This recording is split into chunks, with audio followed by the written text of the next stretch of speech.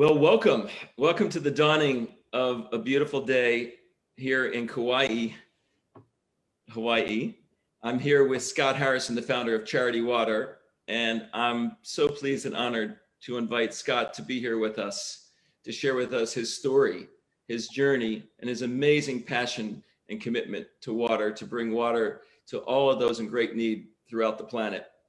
And briefly, for you to share with me, my name is Stuart Ruddick. I too am passionate about water. I've had my own experience, my own awakening about water being of service and being a messenger of water's incredible love that it brings to us each day and how it sustains our lives. And I've created a platform called the Water Innovation Accelerator, which is a robust community and investment platform to support global entrepreneurs that are creating the future water innovations and solutions, which are going to enrich our lives. And it will work with and partner with organizations like Charity Water. So Scott, you've told your story so many times.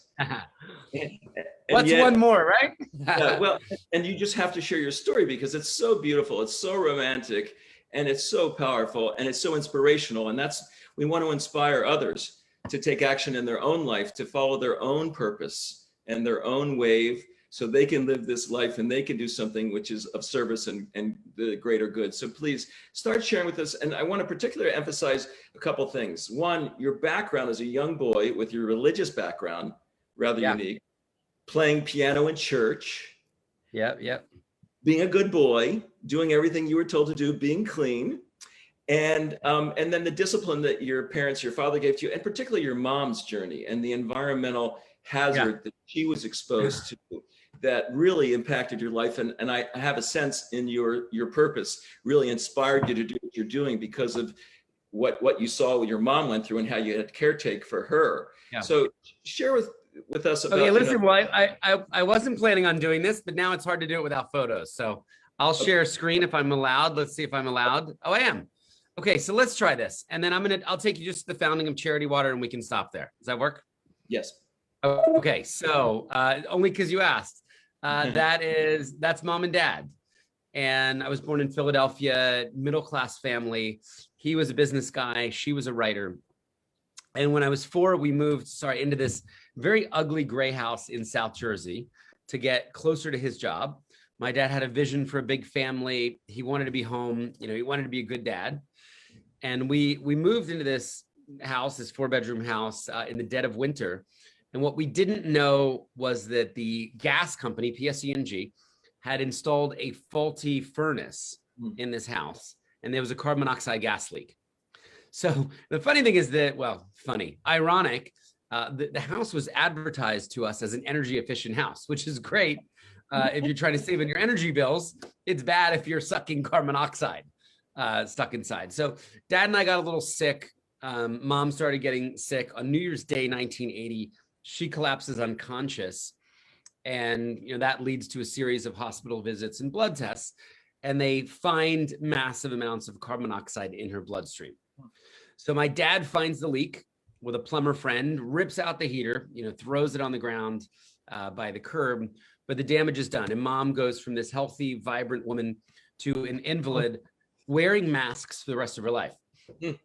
So I have about 41 years of experience with the 3M robust family of masks. Wow. And my whole life, I never really saw my mom's face again from the age of 4. So, you mentioned this. Yeah, I was brought up in the church. My parents had a very authentic Christian faith. They were non-denominational, I guess you could say. And, to the surprise of their friends, they didn't sue the gas company for negligence. And they just believed that, God would make sense of all this. And they didn't want to become bitter. They didn't want to become angry. So yeah, they brought me up in the church. I, played piano every Sunday. I didn't smoke, I didn't drink, I didn't sleep around. Good kid. Then 18 happened and I discovered New York City was 2 hours away. And I said, now it's my turn to explore the opposite of the rules, to break all of the rules. Yes. And I discovered this bizarre profession, Stuart, as a nightclub promoter at 19 years old. And I realized that if you could get the right people inside the right clubs, you could charge astronomical amounts for liquor. People would pay $1,000 to buy a bottle of champagne that cost 40. And They'd pay 25. And Say $20 again? a bottle of water. Yeah, and they would pay, yeah, I think at the time it was 10. Now it's definitely 20 plus. Yeah, $25 for a cocktail, $10 for a bottle of water. So, long story short there, I spent 10 years working at 40 clubs, drinking my way through the city, partying my way around the world to Milan and Paris and London, and, turning myself into a bona fide degenerate that smoked, 3 packs of cigarettes a day and, did coke and ecstasy and MDMA and, was a stoner and just a hedonist. Thankfully, story doesn't end there because I'm probably not invited to speak, had I not left that far behind. And at 28, I had a really cathartic crisis of conscience, crisis of faith and spirituality. And I just realized that I had come so far from, the way that I'd been brought up. And if I continued down this hedonistic, selfish path, my tombstone might read, "Here lies a guy that got 1 million people drunk." And I wanted something different. So I asked myself the question, what would the opposite of my life look like? And I applied to 10 humanitarian organizations. I was denied by all the big ones, the World Visions and Red Crosses and Salvation Armies and Doctors Without Borders.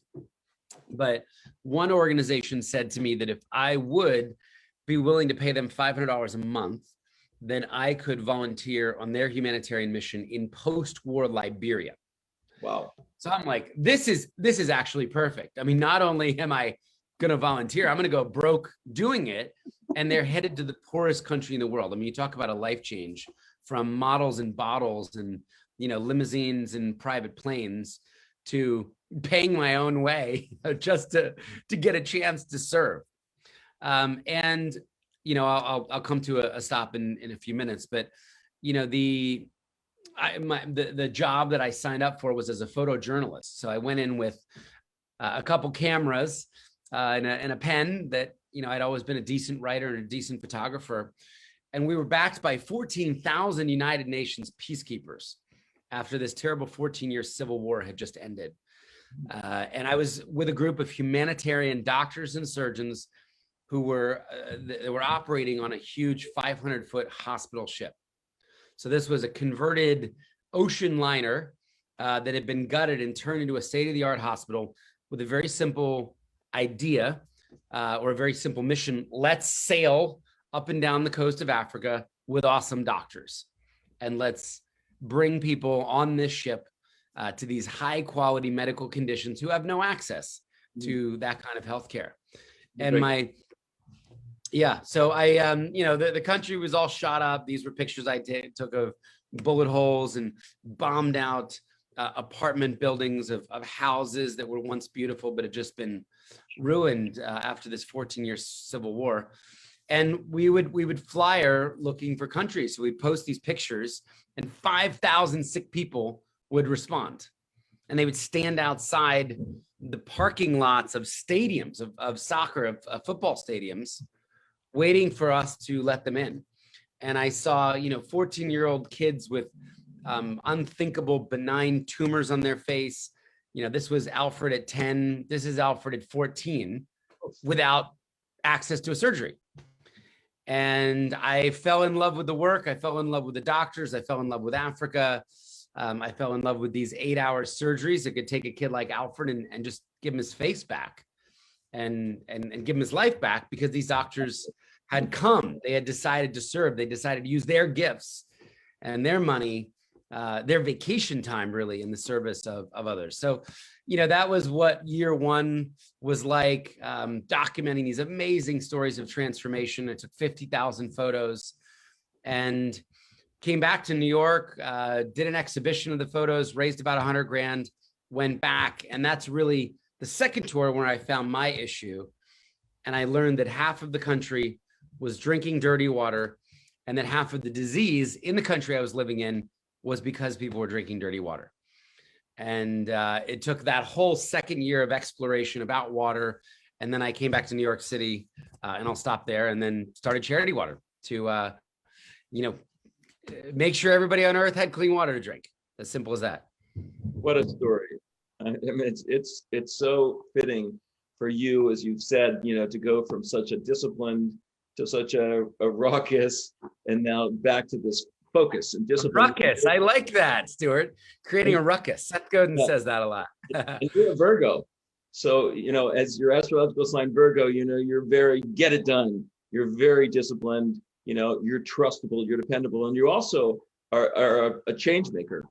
I mean, that's who you are, and as you've done. And so when I look at this, as I've been involved in the NGO community and the water community for almost 40 years, you have turned I'll call it nonprofit NGO community, I'll call it right side up instead of upside down. I like that. I like that. I'm going to take that.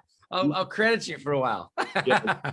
So you looked at this sector, and I know you were not a big fan of nonprofits, and so you didn't want to start, a nonprofit as nonprofits were, and so you created this really as a business.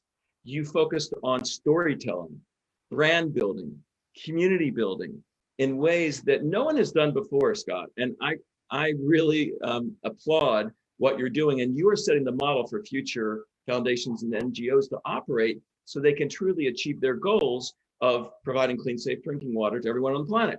And you're doing it. And you're doing it in a way that is, one, transparent. And so you can talk about your transparency, your sense of, and you're doing it in a way that is still inspirational, but it's really effective. Because as the elephant in the room, as you well know, is that 40% of every water project started ends up every year being defunct. But no one knows which 40%. It's like the adage about marketing, right? Half my marketing doesn't work. I just don't know which half.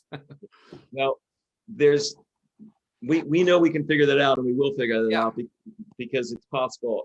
And so if you can share about what, how you looked at this and created this with these strategies and these business techniques that are making you so effective at achieving your goal. Sure. I'll stay off the slides for now, but I'm thinking in pictures. When I started, so I did 2 years in the Mercy Ship. I came back, I was 30, effectively becoming a social entrepreneur at 30, and that term wasn't even in existence then. So, starting in charity, right? And I had the advantage of not knowing any better. Stuart, I didn't really know anybody else that ran charities. I never worked at one. And I just knew everyday people that worked at MTV or VH1. So that dates me a little bit, I guess, or Sephora or Chase Bank. And I realized that most of my friends didn't trust charities. They didn't trust these big institutional behemoth organizations. And I'm not going to mention any, but everybody seemed to have some sort of charity done wrong story in their back pocket. And I remember at the time, Anderson Cooper used to expose charities, and he would march up to the stairs of the McMansion of some fraudulent charity founder, and the door would slam in his face, and he's out there with his microphone with no one to talk to, and America throws up their hands and says, that's why I don't give. That's nepotistic, it's corrupt, big overheads, big CEOs paying themselves millions of dollars and none of the money. So I had come across ironically a billionaire hedge fund manager in New York City who had started a charity called the Robin Hood Foundation, and he was rich enough that he could pay the overhead. So he said, I believe in the cause of education for marginalized kids in New York City. I will cover the staff and the salaries and the office and all those overhead costs so that 100% of the money, if you wanted to give to this foundation, would go directly to people in need. And I remember just thinking, that's so clean. Like he's like neutered the number one objection people have with giving to charity, which is, where's my money go? Like how much reaches the mission or the people in need? So I remember writing him a letter. He never wrote me back. I later met him at a TED conference 10 years later, but I just said, hey, could we bootstrap this 100% model? 2 separately audited bank accounts, church and state, if you will, public money only going to build water projects. And then I would take it upon myself to raise the overhead from a small group of entrepreneurs, business leaders like yourself, people who understand that, you have to hire amazing people to build an amazing organization, but that wouldn't be the public's problem. So that was kind of pillar number one, or aha number one. And then the thing that carried on from that was then realizing when money's not fungible, we could use technology to track Stuart's $19 donation. And I could show you that when you went on our website and gave 19 bucks, not only did I use the whole 19 for a water project, that $19 went to Malawi, and it funded a well that cost $11,639.24. And your $19 went here. And then I could show you a satellite image of the completed well and make the world seem a little smaller. So from Hawaii, you're connected to Malawi, and you only gave $19. And then you also you shared a sense of community with all the other people that gave $119 and $4 and $6,000 to fund that well. So proof, this second pillar of simply showing donors where their money went, this feedback loop. And we just believe that we could create a virtuous cycle if Stuart knew where his $19 or his $1,900 or his 19 million went. And then the third pillar was just to build an epic and imaginative and inspiring brand that looked more like Nike or Tesla or Virgin than a charity which often uses shame and guilt to peddle their wares and make you feel too rich, and your car's too nice, your house is too nice, your shirt costs too much, and poor people are out there, Stuart, so you really should be giving. And we said, imagine if Nike did that. That would be the equivalent of them saying, Stuart, you're fat, you're lazy, put away the Doritos and go run. And we don't, as humans, respond to that. We don't respond to people telling us negative things. So interesting, Nike's actually done the opposite. They tell inspirational stories of people overcoming adversity. And Nike believes that if you've got one arm, you can win the shot put competition with your other arm, right? You don't have legs, you can climb a mountain. And they believe that, Stuart, greatness is within you. And you're like, maybe I'll freaking go for a run. Maybe I will eat a little healthier. So Charity Water has tried to be, the Nike or the Apple, the think different, the try to winsomely invite people into a celebration of money, of giving money or generosity, or giving time or talent,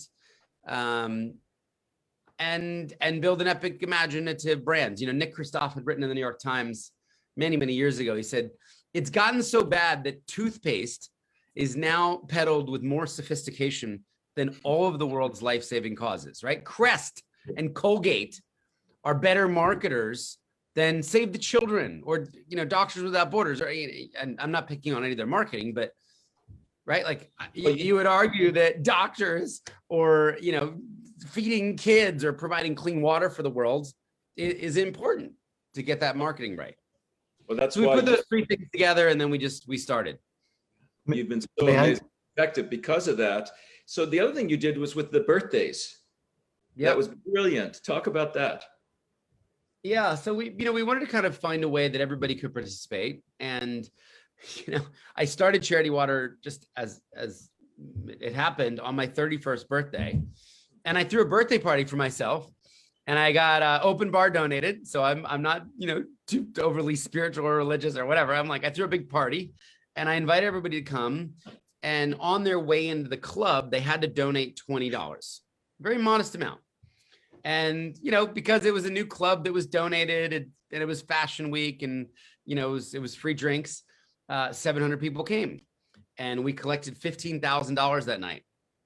And I'll never forget, Stuart, there was a guy who I know very well to be a weed dealer, and he put $500 of crumpled up bills in the cash receptacle. And he said, this is the first charitable gift I've ever made in my life. And I'm like, we're on to something, not that would be our target demo, but there was something in the purity of the model where he knew that $500 would actually have the chance of helping people. So we raised $15,000 that night. We immediately took that money to a refugee camp in northern Uganda. And we then built 3 cheap wells. We fixed 3 wells. And then we sent the photos and GPS back to those 15,000 worth of donors, that's 700 people. And we said, you came, maybe you don't even remember the party, but you gave $20, and here's what happened. Cause and effect. The $20 from this community gave these specific people in Bobi IDP camp, 31,638 people registered there, clean water. Here's the photo proof, here's the video proof, here's the satellite images. And it was the day one proof of concept. It happened on my birthday. So a year later, I thought, okay, I don't want to throw another party in a nightclub. It's not a scalable proposition. So what if I told everybody to stay home and donate my age in dollars? And pretty much everyone I knew at the time, Stuart, had $32 that they could give to a charity, especially if they knew that 100% of the $32 would go to people in need. And I promised that if I raised enough money to drill a well at a hospital, I would fly to Africa and I would live drill via satellite so everybody could see their donations in action in real time. Brilliant. And I wound up raising 150 grand with my birthday. So 10x the day one physical party. And I flew to Africa and we live drilled and we had this amazing, again, kind of connection moment where, you know, you could have given $32 from, you know, Kauai and now you're connected to Kenya across time zones and you see clean water shooting out of the ground because you and a bunch of others gave. So that idea wound up scaling to almost $100 million of, you know, impact and people donating their birthdays, and Will Smith and Jada Smith donated their birthdays, and 6-year-old kids would donate their birthdays, and 89-year-olds would donate their birthdays, and they'd write these beautiful mission statements.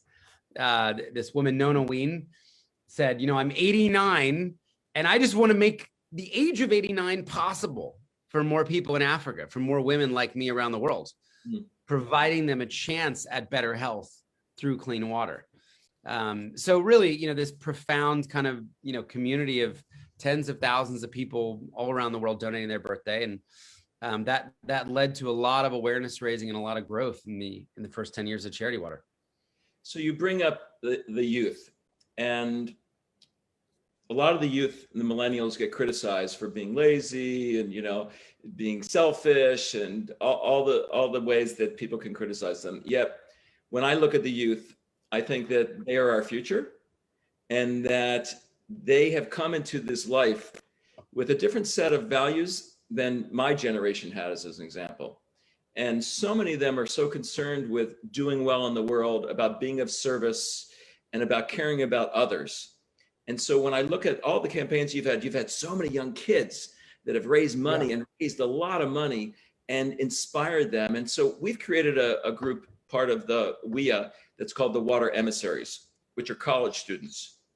And we are activating college students globally to become educated about water, to become inspired, and look at ways that they can become the future creators of charity water or of water solutions and water innovation. So can you share with us more about, you know, the youth and how you think the youth can be involved and how they can become like you and be inspired to change the world in some way that drives them and their purpose? Yeah. I mean, Stuart, I think the number one thing I probably encourage youth to do is to try to lens in on the one cause, like their one thing, and actually develop some expertise, right? And not just go shallow, like, oh, I care about everything, but I don't really give any money to anything, and I don't really volunteer to everything, and I don't really have any sort of beyond cursory knowledge to any of these issues.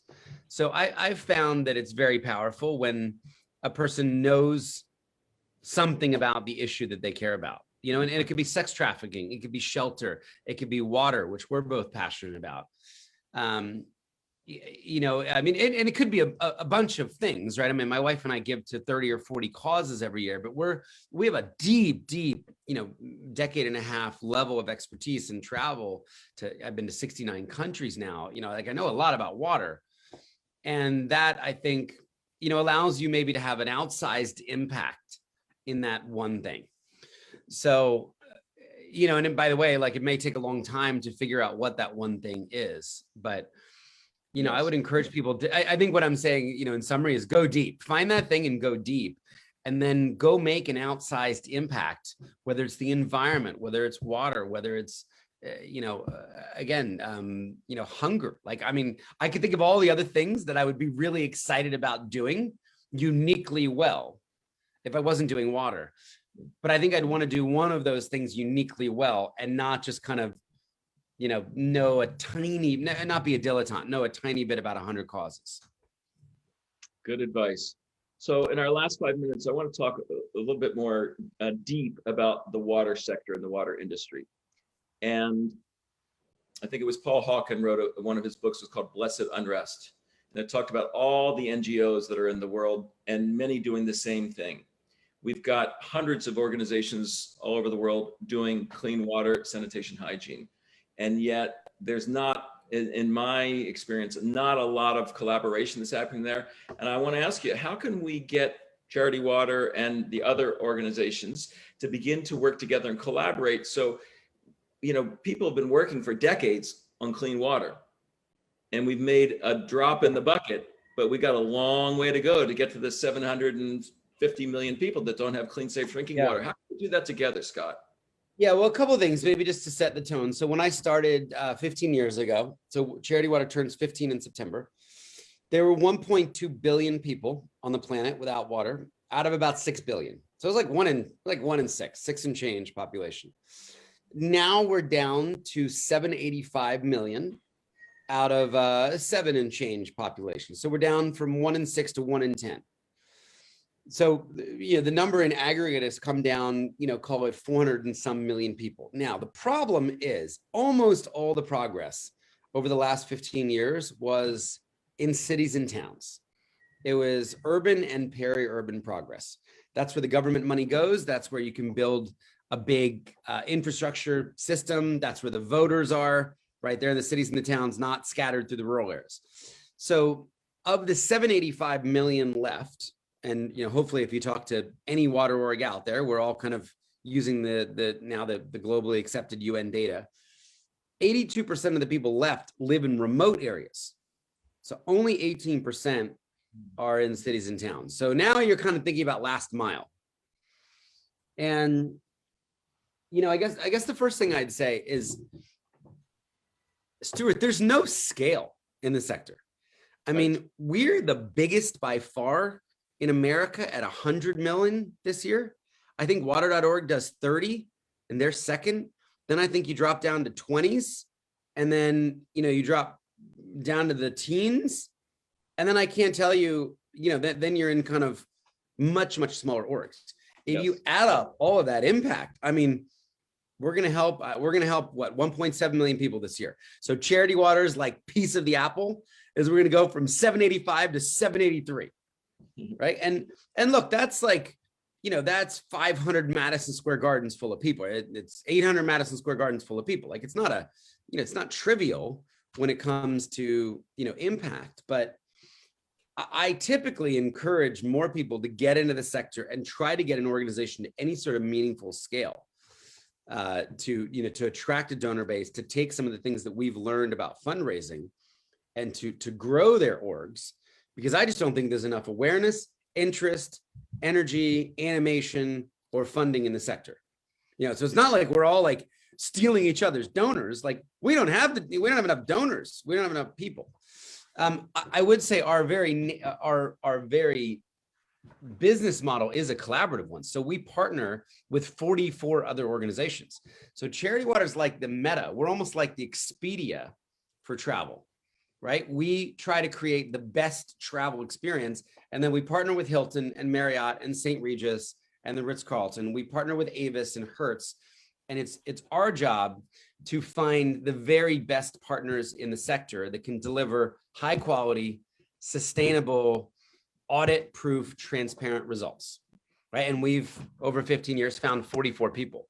So we are collaborative in just the nature of the business model. We have 44 ongoing partnerships, and that's growing as we grow our impact. And we go to Stockholm Water Week, and we go to the UNC Water Conference, and our teams are kind of sharing best practices and knowledge. But I think we have a funding problem, an awareness problem in the sector.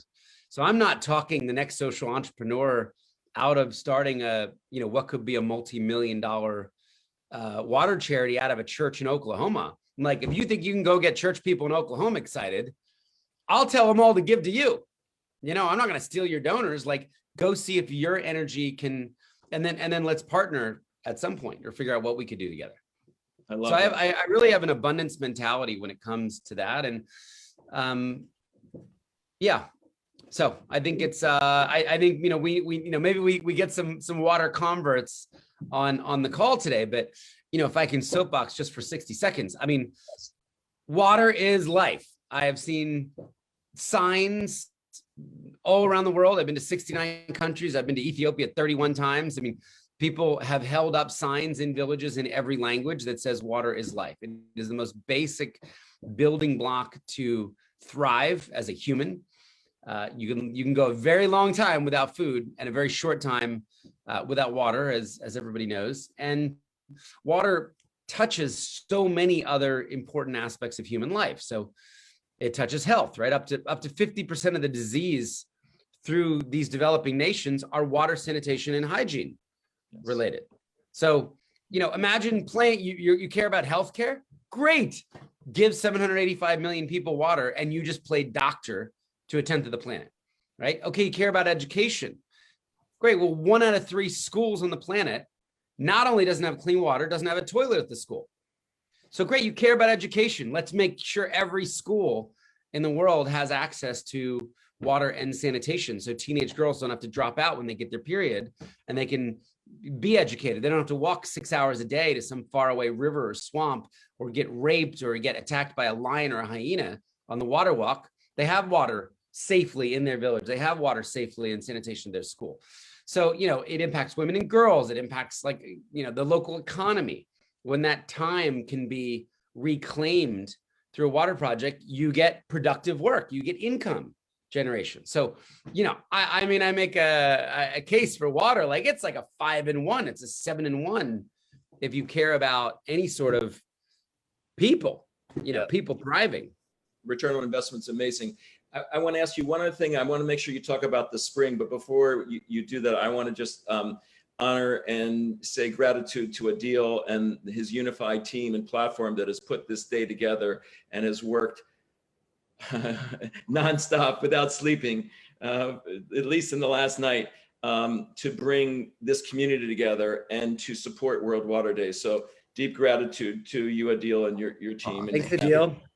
Hey, my honor, guys. It's such an honor to listen to this conversation, and been such a huge fan of your work and what's happening. And there are many people in our environment and youth that are listening to this and actually, you know, becoming inspired to take on these projects. I actually encountered your work during Change Heroes with Craig Kilberger in Canada. Cool. So I fell in love with, you know, how you guys did this. So such a deep honor to be here. Thank you so much, Stuart, as well, for bringing your piece together. Beautiful audience today, World Water Day, listening to all of this and just taking it all in. You know, it's gorgeous. It's amazing to hear your entire story. It's beautiful. Thanks for making it possible, Adil. So Scott, tell us about the spring, because this is so it's interesting. You mentioned birthdays, right? That was kind of the first 10 years of Charity Water. We were asking people to give up their birthdays. And, you know, I'll be really honest. The only problem with that was that people only did one. And I had a great experience. So, you know, the 89-year-old, she donated her 89th birthday. The 6-year-old donated her 6-year-old birthday. But then, you know, it's kind of like I did that. And what was interesting was people would take the birthday idea and they would donate their next birthday for another cause, which is great, right? We kind of unleashed an idea. You know, it's funny now, Facebook causes, they raise more money through birthdays than anything else. And it's a great vehicle to raise awareness and money for cause. But when you think about growing an organization and making an outsized impact and getting to scale, we realized this wasn't going to get us to scale. And I was really fortunate to, a good friend of mine is the founder of Spotify, which I'm sure people are familiar with. And he had actually donated his birthday. People don't know how young Daniel was. I think it was his like 27th birthday or something. And he'd raised a bunch of money, and I invited him to come to Ethiopia to see the actual projects that his 27th birthday funded. Wow. And he came with me and we spent hours and hours in a Land Rover. And he just said, you know, where's your subscription community? You know, where's your group of people that, like for me, they turn up for music month in and month out, right? If you're a Spotify user, you're paying $9.99 every month forever. and it's a value exchange, right? And Spotify is delivering high quality music and, ad-free podcasts now, whatever products they offer in the future. And he said, one of the problems with your business model is you start at zero every January 1. So whatever I raised the year before, the ticker rolls back December 31st at midnight, and you have to go do it all over again. So let's say, Stuart, you did a well last year in honor of a family member or a friend. I got to hit you up again and say, can you do another one this year? Well, you might build a school this year, which doesn't help us, get to scale. So we really, with Danielle's prompting, we created a community now 4 years ago on our 10th anniversary called The Spring. And we said, look, let this be the one subscription of the 10 or 15 that you have where you get no benefit, right? With Netflix, you're getting movies and TV. With Dropbox, you're storing your stuff. Amazon, they're shipping free next day, right? I could go on Hulu, right? I could go on and on, HBO Max or Apple Music. So we wanted to create a community of people who would give what they could every month, from $5 or $10 a month to $40 a month, which is what it costs to give one person clean water, to $100 a month. Or small businesses, like if you're flush, like put $500 down on your corporate Amex, right? And you could make. So we created this, and it just exploded, and Stuart, it exceeded all of our expectations. It has now grown to 147 countries. We have Spring members all throughout Africa. We have Spring members in North Korea. Like, I didn't even know that it was legal to donate to charity water there. And young and old, we have kids giving their allowance to their parents.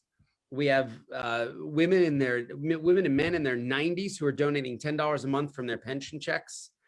So how can people today become subscribers to Charity Water? Yeah, so there's a great way to learn more about it. Let me just find the link. You just go to charitywater.org. We actually set up a link for World Water Day for this community. So it's charitywater.org/World Water Gathering. And you could learn more. You could see some of the videos up there.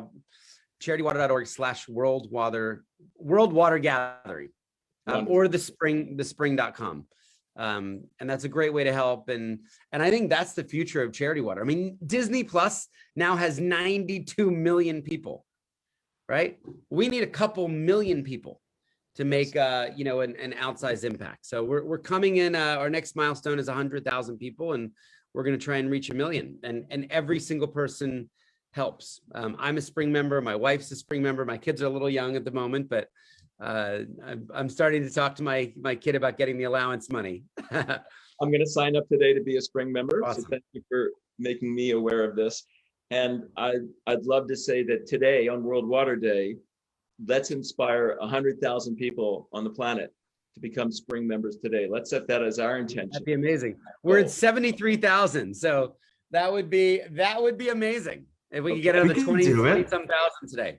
Yeah, just the spring.com, or again, charitywater.org/World Water Gathering. But we would love to have you. And, for us, it's even less about the amount. It's really about building the community, educating people. We over communicate with people of where their money is going. A lot of charities ghost you.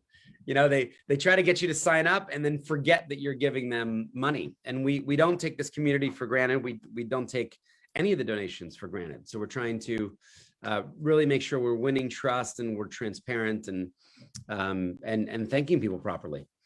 Thank you, Scott. Amazing vision, leadership, passion.